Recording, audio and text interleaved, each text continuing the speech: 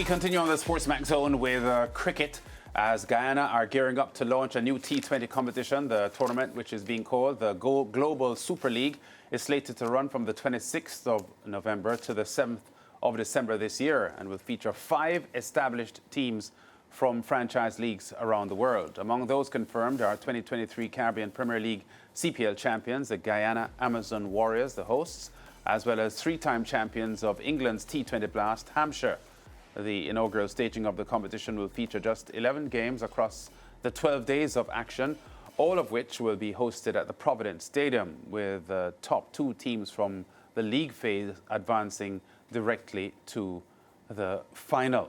So this is an announcement that we have heard over the last 48 hours or so, and more details to come, because as it now stands, Hampshire and the Guyana Amazon Warriors are the 2 teams that we've heard.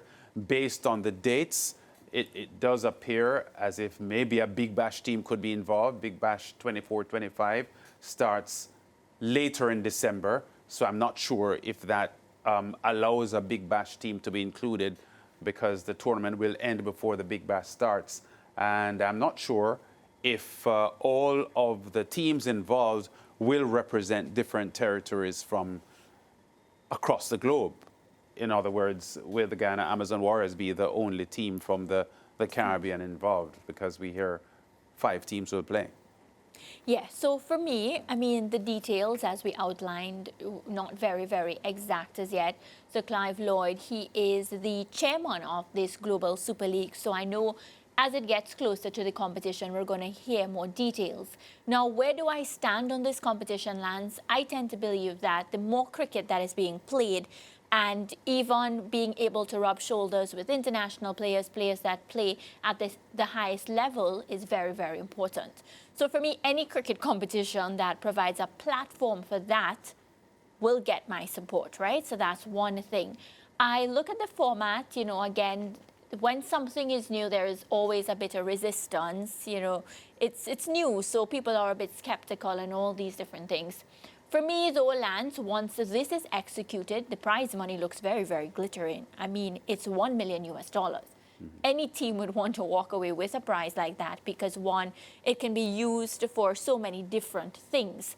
So that is a very attractive. Now, I think it's up to the organizers, the chairman, and everybody involved to make it just as attractive, because many a times you see competitions taking off the ground, not living like it should be, the length of life that it should, and then, you know, just fading away. So this competition, I'm looking forward, most importantly, to see how the first year of it is executed, the different hiccups, the hurdles that they may face and everything, and how they go about. The good thing is Guyana, they've hosted the CPL final 2 years now, so they know what is required when it comes to, you know, crowd capacity, getting everything organized and all of that. So to me, I'll just say I'm a bit unsure about everything, but it's cricket, and I love cricket, so I'm open to the competition. Yeah. So we should be linking with Guyana to get some more information on this tournament.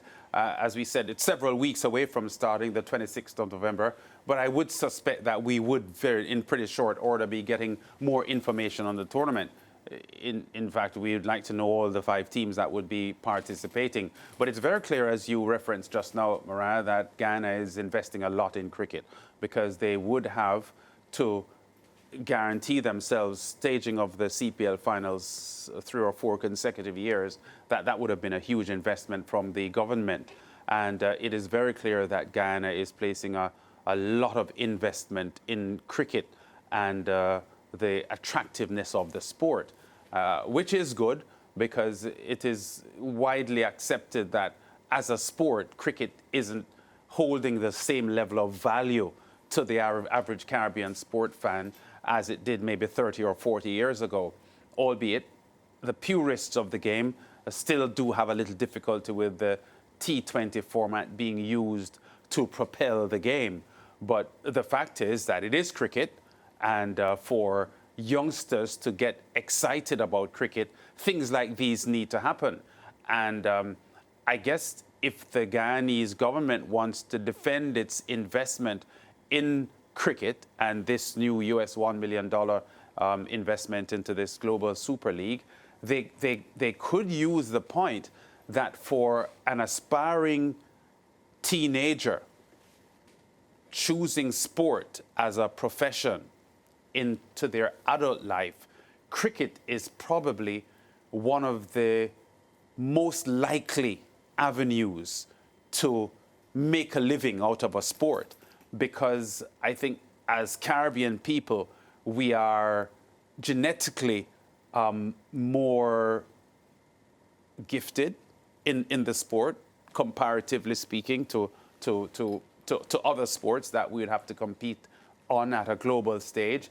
And because of things like the IPL and the global franchises that we see throughout the world, it is very evident that there is an easier opportunity for a teenager seeking a professional life in sport to be attracted to cricket than most other sport. Because I think it would be more difficult if you want to use football for a Caribbean teenager to think about a life in sport and think about football as an easier avenue than cricket, because I would suggest that it is not. Yeah. Well, we do have Sean Divas joining us from Guyana this afternoon. Sean, welcome to the SportsMax Zone. We are discussing the new competition, the Global Super League, that will be held in Guyana. And I want to know from you firsthand, what's the mood like? What's the response like as we get ready for this competition that will bowl off in November? Well, the response has been tremendous coming after a hectic CPL tournament, which Guyana ended up in the final, just couldn't win. Congrats to St. Lucia Kings. But the attitude of the fans and the attitude of the players and everybody is really hyped up just on the back of the CPL, which was a success for Guyana. Yeah, it was definitely a success. Guyana is known for, really doing well when it comes to the CPL competition. Now, the thing is, Sean, and this is something that when Lance was making his point just now, I was thinking about. Now, the CPL does well because of the attractiveness of the product, without a doubt. When you think CPL, you think about party, you think about family, you think about friends, you think about entertainment. You just know it's going to be a good time. How do you think the Global Super League, or what can they do to, of course, make this new product attractive? Well, I think it's going to piggyback on the CPL, the magnitude of the fans we had here. I don't think so many overseas fans will come back so quickly. But this is going to be in December, the Christmas time. So I think it's going to be more of a benefit for the sporting tourism in Guyana. And this is a prime time to have the oil and gas coming up, and Guyana being the most successful, the fastest growing economy and all of these things. And it's going to be a good tournament for Guyana as an economy. I think it's going to be a good tournament also for the players, because we've seen that it's going to end soon after. It's going to start, I think, on the 26th. And the Super 50, the regional Super 50, that's going to end on the 23rd, I think. And it's going to start coinciding with the Bangladesh Test Series. But there's no clash there in TV rights and all of these things, because all of the matches will be played at Providence. They'll be played in the night. And the test match will be played in the day. Can you add some more information for us here, Sean? Because at the moment, the information we have is pretty skeletal, and Hampshire from England and the Guyana Amazon Warriors are the only two teams confirmed. You're a man with your fingers on the pulse of cricket news in Guyana and the region. Do you have any information on other teams that may be involved? And can you confirm that the Guyana Amazon Warriors would probably be the only Caribbean team involved? Yes, well, certainly the Guyana Amazon Warriors will represent the Caribbean. Of course, you said Hampshire. I am thinking that a team from Australia would be also involved. I spoke to Mr. Sir Clive Lloyd today, but he said the franchise owner for the Amazon Warriors, Dr. Bobby Ramroop, he's should send the details and all of that to him in the morning. He's in England now, Sir Clive Lloyd. So we are waiting on the finer details to confirm what teams and so on. But because we know there are 5 teams involved, including Guyana, and as you said, Hampshire, and I think a team from Australia would be in the 11 matches being played. Yeah, and well, of course, would want to hear the other 2 teams that would be involved, because they say it's a global super league, which means that, you know, it's possible that a team from New Zealand or maybe South Africa, maybe Pakistan, we're not sure who would be the other teams involved in the tournament. But on the other side of the coin, Sean, I saw a story in the Kaicha News this morning from Roll Tony, a noted journalist in Guyana, and the question was being put about the imbalance of investment in cricket as against other sport, and the overwhelmingly heavy investment in cricket, that it could be argued that, you know, as a Ministry of Sport and the mandate to develop sport in the country, that cricket is getting a heavier push by far than other sport. Is this something being discussed in the Guyanese public? Well, I'm not too sure, because I would be cricket biased. And cricket is the only game, to my mind, that a Guyanese person can become a millionaire in by playing in the leagues, playing for the West Indies, be an international player. The next best sport that you can do that is football. And we've never reached a World Cup as a sovereign nation, because we're not a West Indies football team. So the West Indies team gives the opportunity to Guyanese to play international cricket.